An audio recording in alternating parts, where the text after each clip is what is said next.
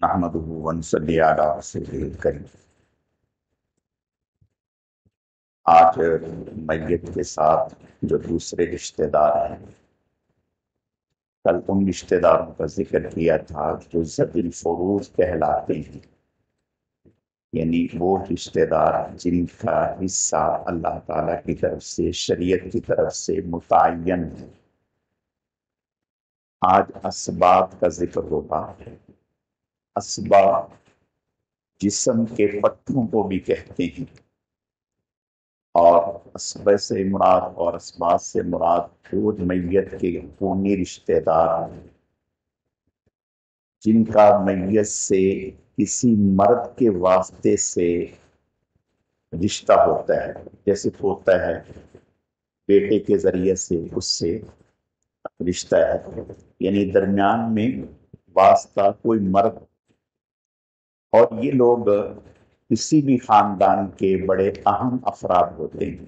اسباب اسباب میں جو رشتہ دار آتے ہیں وہ 12 رشتہ دار، بیٹا ہے، پوتا ہے نیچے تک، باپ ہے، دادا ہے اوپر تک، سکا بھائی ہے مرنے والے کا، پھر سکے بھائی کے بچے ہیں، پھر باپ شریک بھائی ہے، پھر باپ شریک بھائی کے بچے ہیں، پھر سکا چچا ہے، سکا چچے کے بچے ہیں، بیٹے ہیں، پھر باپ شریک چچا ہے، باپ شریک چچا کے بیٹے ہیں۔ تو یہ 12 رشتہ دار کہلاتے ہیں۔ ان کی حکم یہ ہے ان کا کہ ان کا اپنا کوئی حصہ مقرر نہیں ہوتا۔ جن کے حصے متعین ہیں، جو کل ذکر کیے تھے ذوی الفروض، ان کو دینے کے بعد باقی جتنا بھی مال بچتا ہے وہ ان میں تقسیم ہو جاتا ہے، اور اگر ذوی الفروض میں ہی سارا خرچ ہو جائے تو پھر یہ محروم رہ جاتے ہیں۔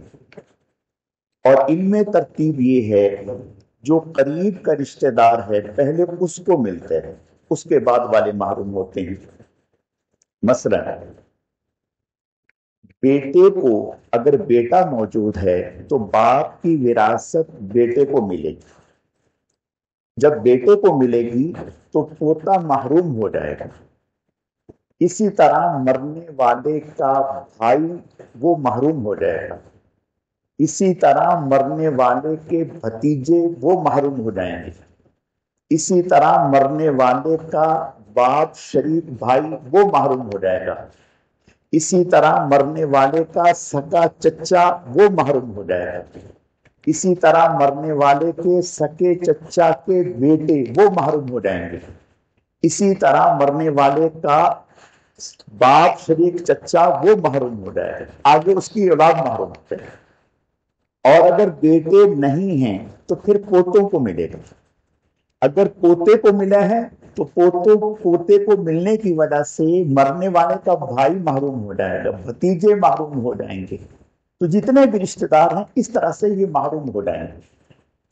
اور ذوی الفروض کو دینے کے بعد باقی مال ان کو ملے گا۔ مثلا آپ سمجھیں کہ والد جو ہے وہ ذوی الفروض میں سے بھی ہے، یعنی اور اسبابی بن جاتا ہے۔ ذوی الفروض میں کیا ہے کہ مثلا ایک شخص کا انتقال ہوا، جب اس کا انتقال ہوا تو اس کی آگے اگر اولاد ہے، بیٹا ہے یا بیٹی ہے، تو والد کو چھٹا حصہ ملے گا، اور اگر بیٹا ہے تو والد کو چھٹا حصہ ملے گا، اور اگر بیٹی ہے، بیٹا نہیں ہے، تو پھر والد کو چھٹا حصہ بھی ملے گا، بیٹی کو دینے کے بعد جتنی بھی وراثت ہوگی وہ بھی والد کو مل جائے گی۔ اور اگر کوئی مرنے والا ایسا ہے کہ جس کے ذوی الفروض رشتہ داروں میں سے کوئی بھی نہیں ہے، یعنی نہ اس کی بیوی ہے، نہ اس کی بیٹی ہے، نہ اس کا بیٹا ہے، تو ایسی صورت میں اس کی ساری جائیداد جو ہے وہ والد کو مل جائے گی۔ باقی انشاءاللہ تعالی کل اللہ تعالیٰ سمجھنے کی عمل کرنے کی توفیق عطا فرمائے۔ الحمدللہ رب العالمین والعاقبۃ للمتقین والصلاة والسلام على سید المرسلین اللہم صل علی محمد النبی الأمی وعلى آلہ وأصحابہ وبارک وسلم علیہ۔ اے اللہ اپنے کرم سے اپنی رحمت سے ہماری اس نماز کو زندگی بھر کی پہلی تمام نمازوں کو دیگر تمام اعمال صالحہ کو اپنی بارگاہ میں اعلیٰ درجے میں قبول فرما۔ اے اللہ قبول فرما، اے اللہ قبول فرما، کمی کوتاہیوں کو معاف فرما۔ اے اللہ اس ماہ مبارک کی قدر و منزلت کو پہچاننے کی توفیق عطا فرما۔ اے اللہ اس ماہ مبارک کے ایک ایک لمحے کو عبادات میں، ذکر اذکار میں، تلاوت میں، نوافل میں گزارنے کی توفیق عطا فرما۔